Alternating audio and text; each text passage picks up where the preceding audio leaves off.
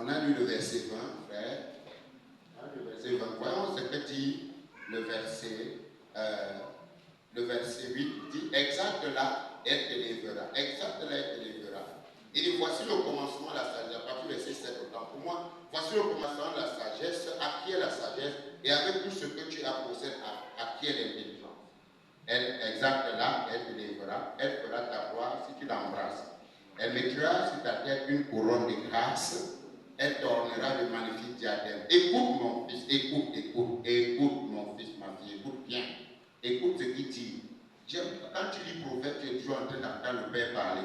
Il dit, écoute mon fils et reçois mes paroles. Et les années de ta vie se multiplieront, n'est-ce pas non? Les années de quoi? Se multiplieront. Il dit, je te montre la voie de la sagesse. Je te conduis dans les sentiers de la droiture. Il nous conduit où? Dans les sentiers de la droiture. Alors tous ceux qui sont conduits par l'esprit sont des quoi? Les fils de Dieu. Donc c'est par l'esprit que tu es conduit, ce n'est pas par la chair. Non. Ce n'est pas par tes pensées, ce n'est pas par tes discours, ce n'est pas par tes accusations, ta façon. Non, non. Frère, c'est ça.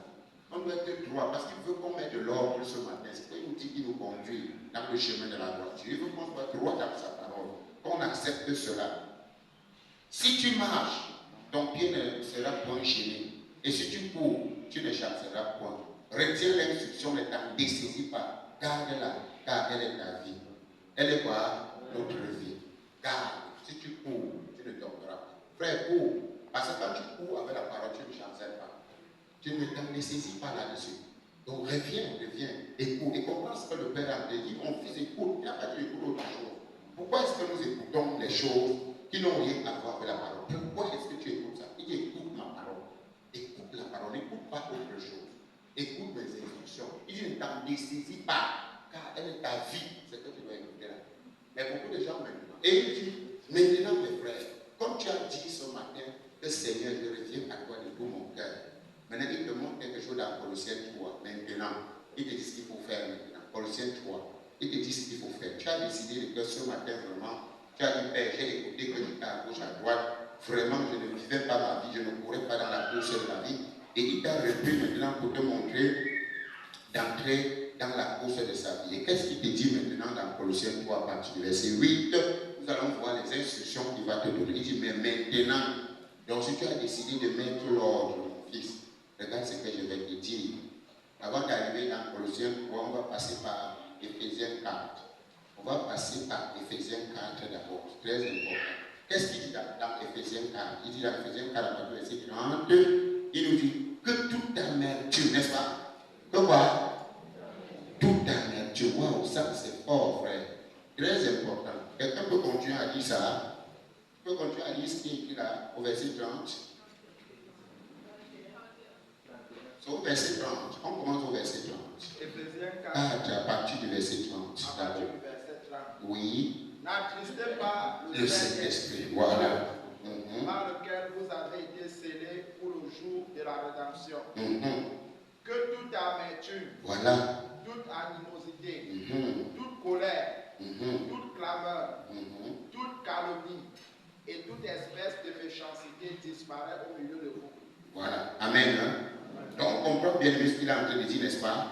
Que toute amertume, toute animosité, toute colère, donc passion, rage, mauvaise humeur, toute clameur, bagarre, dispute, toute calomnie, médisance, abusive, ou langage blasphématoire, et toute espèce de méchanceté, c'est-à-dire rancune, malveillance ou bassesse de toute nature, disparaît du milieu de vous. Donc, de chaque chose, on te dit ce qui doit disparaître. Parce que si on te dit maintenant, je veux discipliner ma vie, Seigneur, maintenant il te dit voici ce qu'il faut faire. Parce que tu as passé le temps à attrister cette vie. Parce que si Christ a encore, le corps est mort. Si Christ a encore, le corps est comment? À cause du péché. Mais l'esprit vit à cause de la justice. Mais tu peux attrister l'esprit. C'est ce que dit toute amertume, toute animosité, toute colère.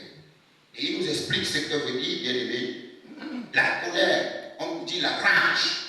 Et maintenant nous voyons la passion et les mauvaises humeurs. Maintenant, toute clameur, c'est-à-dire quoi? Bagarre au-dessus. Donc les clameurs, c'est quoi? C'est les bagarres, c'est les disputes. Et là où il y a un esprit de dispute, il y a quoi? Il y a un zèle à mais, n'est-ce pas? Et cette sagesse-là n'est pas cette charnelle diabolique et satanique, là où il y a un esprit de dispute. Donc on ne doit pas discuter. Il nous dit, bien aimé, il continue à dire, dispute. Toute calomnie, c'est-à-dire quoi? Médisance abusive ou langage blasphématoire. Tu vois, quand quelqu'un se met, vraiment, il y a des langages abusifs que les gens peuvent utiliser. C'est-à-dire que les gens, donc un langage abusif, c'est-à-dire que le gars passe le temps pour le faire la sœur, calomnier, rapporter un langage blasphématoire. Tu vois quelqu'un, frère, je suis reconnaissant. Amen. Hein? Je suis comment? Reconnaissant. Il y a quelque chose que j'ai dit devant Dieu. Chaque enfant qui est passé dans mon ministère depuis 14 ans, amen, n'est-ce pas? Je suis reconnaissant pour cet enfant. Pourquoi je suis reconnaissant? Que ça a été pour me calomnier, c'était pour me former. Que ça a été pour me bénir, c'était pour accomplir le dessein de Dieu pour ma vie. Et en tout état de cause, il faut rendre grâce à Dieu pour chaque personne. Pourquoi? Parce que Dieu m'a enseigné qu'il donnera à chacun selon son œuvre. Donc si tu as été là pour me calomnier, tu as été là pour faire ton travail. Et Dieu va te remettre selon ce travail. Pourquoi c'est moi qui dois te remettre? Non. C'est Dieu qui doit remettre à chacun. Donc si moi j'ai fait pour moi, qui me remettra selon ce que j'ai fait. Et moi j'ai passé le temps. C'est pourquoi vous voyez, je ne peux pas en aucun cas maudire ou calomnier, déclarer la mort sur une seule. Quand je me fâche pas sur certaines situations, le Seigneur me dit, je ne suis pas venu pour détruire, je suis venu pour sauver les âmes des gens. Et puis j'ai fini par dire, papa, j'ai compris. Et la révélation que tu as dedans, ça t'amène à comprendre que, bien aimé, Dieu va te rendre. Dans Proverbe 22, il dit, n'est-il pas je lui ferai comme il m'a fait? Parce que je rendrai à chacun. Donc laisse le méchant, je lui rendrai sa méchanceté, je lui rendrai ton bien. Et toi, tu dis, vois, là, tu as donc compris ça. Oh, bien aimé, tu marches très bien, n'est-ce pas? Tu n'as plus de problème, tu cours. Donc c'est pourquoi je prie et je rends grâce à Dieu pour chaque instrument. Parce que c'est Jésus a manifesté son amour pour Judas. C'est parce qu'il savait que c'est par Judas que lui sera glorifié. Donc sans Judas, il allait être glorifié comment? Donc il fallait quelqu'un pour le trahir.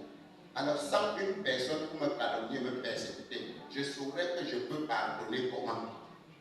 Il faut que ces choses arrivent afin que tu connais maintenant qui est quoi. Amen. Voilà, qui est quoi. Très important. Et nous voyons toute espèce de méchanceté. La méchanceté, c'est quoi? C'est la rancune. Toi, tu vois comme ça, quelqu'un te garde la rancune pour rien. Vous ne vous connaissez même pas. On se connaît où? Qu'est-ce qui a fait nous connaître? C'est le Christ. Si toi et moi, on n'est plus ensemble, la rancune cherche quoi? Puisqu'on se connaît là, si tu as jugé que je ne suis plus bon, n'est-ce pas? Je ne suis plus selon tes attaques. Ça va, non? Non, ça va. Mais tu as une espèce de méchanceté. Et tu vois, le diable a eu des gens. On était ensemble hier comme ça. Ton frère d'affaires n'est pas encore. Avec lui, c'était une méchanceté. On était vrais ensemble. C'était le Christ. Parce que si c'est l'amour du Christ qui est dans tous nos cœurs, c'est que le frère ou la sœur, c'est impossible. C'est très impossible. Mais si ce n'est pas Christ qui est dans ce cœur, c'est ce qui va se passer. Parce que la rancune est du diable, la rancune n'est pas de Dieu. La méchanceté, Dieu a fait quoi? Dieu a dit que son esprit n'habiterait plus dans l'homme. Pourquoi? Parce que quoi? L'homme n'est que chair. Oui, il y a rancune, il y a malveillance ou bassesse de toute nature, manipulation. Quand il porte de la rancune, il y a de la malveillance contre toi. C'est-à-dire qu'on te discrédite partout, on te dit des choses. Comme l'année dernière, vous-même vous avez été un peu abattu sur un temps, parce qu'on a dit que j'étais serpent, j'ai buvais le sang, j'étais réjouissant. Attends, entre nous frères, réjouissant à quelle autorité? Il a une puissance. Vous savez même la puissance de Christ. Qu'est-ce qui peut être comparé? Quand je vois les gens aller prendre les barres là, ça m'étonne. Alors que la puissance de Christ est incomparable. Frère, le feu qui est en moi, c'est pourquoi, tu vois, quand je veux prier pour quelqu'un ici, après je dis, je laisse.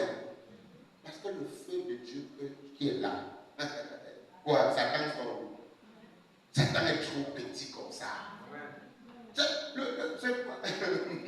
C'est que quand vous n'avez même pas encore la révélation de qui est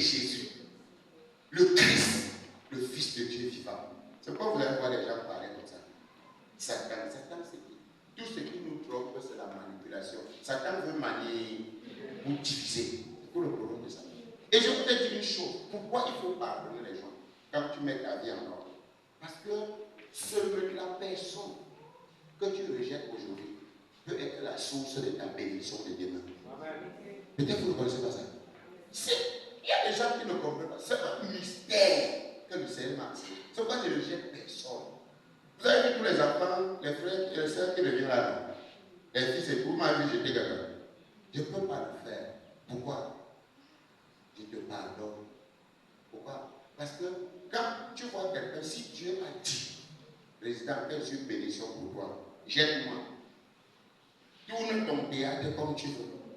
J'ai la parole de la bénédiction de Dieu pour toi et dans ma bouche. Va voir les hommes de Dieu. Allie même les hommes de Dieu. Mais là où Dieu a mis la délivrance de Ninive, c'est dans la bouche de Jonas. Montez, vous descendez, c'est dans la bouche de quoi? De Jonas. En fait, pourquoi? Dieu n'est pas un Dieu du désordre. Parce que les gens pensent que non, Dieu établit quelqu'un, après Dieu n'en veut plus. Vous rêvez. Même si Moïse a désobéi à Dieu en étant dans la colère, Moïse doit finir l'œuvre. Pourquoi Moïse? Parce que les gens disent que Moïse n'est pas entré à Canaan. Moïse ne peut pas entrer à Canaan. Parce que Canaan, c'est Christ. Et la loi n'entre pas en Christ. Pourquoi vous ne comprenez pas? La loi ne peut pas entrer en Christ. Non, il n'est pas entré à Canaan. Il ne pouvait pas. Il était la loi. Il doit entrer à Canaan comment? S'il entre à Canaan, c'est quand même maintenant nous devons vivre la grâce sur la loi. Et il était la loi. Et il était que fidèle dans la maison de Dieu comme c'est le Christ qui était le Fils. Donc il est très important la rancune, la malveillance. Tout ça, ça ne vous sert à rien. Craignez Dieu. Faites quoi? Craignez Dieu. Et ne craignez pas Dieu pour quelqu'un, mais pour vous-même. Donc tu ne crains pas Dieu premièrement pour moi. Tu ne crains pas Dieu pour me faire plaisir. Tu ne vis pas la vie de Dieu pour que je t'accepte ou je ne t'accepte pas. Si toi-même tu es convaincu que l'amour de Dieu s'exprime à travers toi, donne toujours gloire à Dieu. Amen. C'est tout. Mais si toi-même tu sais que dans ton cœur il y a de la méchanceté, il y a de la rancune, regardez, il y a du mépris, de l'orgueil, l'insoumission. Alors quand tu crois que ton Dieu est désordonné, Dieu n'est pas désordonné. Quand Dieu est établi, Dieu est établi. Dieu il est l'éternel, il ne fait pas quoi? Il ne change pas. Dieu va te façonner à travers sa parole. Il parle ici de la rancune, n'est-ce pas? Les malveillants et les passés. Il dit, disparaît du milieu de vous. Soyez bons les uns envers les autres, compatissants, attentifs, affectueux, vous pardonnant réciproquement, facilement et librement, comme Dieu vous a pardonné en Christ. Comment? Facilement et librement. Alors quand ton frère ou ta soeur a fait, dans sa faiblesse, parce qu'il est encore un enfant, il est encore dans la chair, si ce frère ou cette soeur-là vient de manière sincère, n'est-ce pas? Pardon. Fais comment? Pardon. C'est tout. Mais le problème, c'est que tu ne peux pas donner ce que tu n'as pas. Il n'y a que quelqu'un qui a reçu le pardon pour te pardonner. Amen. C'est pas vous dire, non, l'amour, il faut être amour. Personne de nous ne peut être amour. Quelqu'un comprend? Quelqu'un me comprend? Voilà pourquoi c'est important de comprendre. L'amour supporte tout, non? Qui est amour? C'est Dieu qui est amour. Qui a tout supporté en la croix de son Fils? Là, pour que toi tu manifestes le même amour, il faut que tu meurs dans la mort de Jésus et que l'amour de Dieu soit dans ton cœur. C'est pourquoi vous voyez les gens, non, à la mienne, il n'y a pas d'amour. Toi-même tu es. Avant de dire que quelqu'un n'est pas toi-même, si ton voisin n'est pas non, sois. Et être amour veut dire quoi? Garder la parole de Dieu. Et l'amour, si l'amour c'est de garder la parole. Donc il y a aussi une parole qui dit que si tu fais le désordre, je te chasse. Donc si elle te chasse, Jésus donc bien amour. Parce que la parole de Dieu, l'amour de Dieu consiste à garder sa parole, non? Et sa parole dit que je chasse la personne qui crée le désordre. Donc si elle te chasse, je suis amour. Comment vous ne comprenez pas? Donc qui crée le désordre, l'amour de Dieu en moi me dit chasse-le. Je te chasse. C'est ça, frère. Donc il nous dit,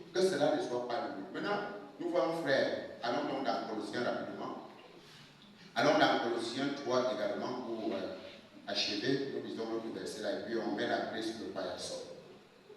Maintenant, Colossiens 3, pour quelqu'un qui a décidé vraiment de discipliner, de mettre l'ordre dans sa vie et pour permettre à la vie de Christ de s'exprimer à travers toi. Et vous avez compris dès le début, tu ne vis pas pour quelqu'un. Si tu as choisi la vie de Jésus, connais les conseils comme ça. Le disciple n'est pas plus grand que le maître, mais un disciple accompli est comme le maître. Si on a fait ça au maître, on vous le fera. Donc quand tu as choisi la vie là, tu connaissais comment tu seras persécuté. Et en d'autres termes, le maître est persécuté et le maître ne répond pas. Il dit maintenant, ayant donc compris ces choses, il dit, mais maintenant, mettez de côté et débarrassez-vous complètement de toutes choses.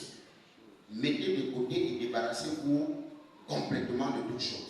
Renoncez à toutes ces choses, à la colère, à l'animosité, à la méchanceté, à la calomnie, aux paroles déshonnêtes qui pourraient sortir de votre bouche. Ne mentez pas les uns aux autres, vous étant dépouillés du vieil homme non régénéré et de ses œuvres, et ayant l'homme nouveau, l'homme spirituel, qui se renouvelle continuellement dans la connaissance, plus complète et plus parfaite, selon l'image, la ressemblance de celui qui l'a créé.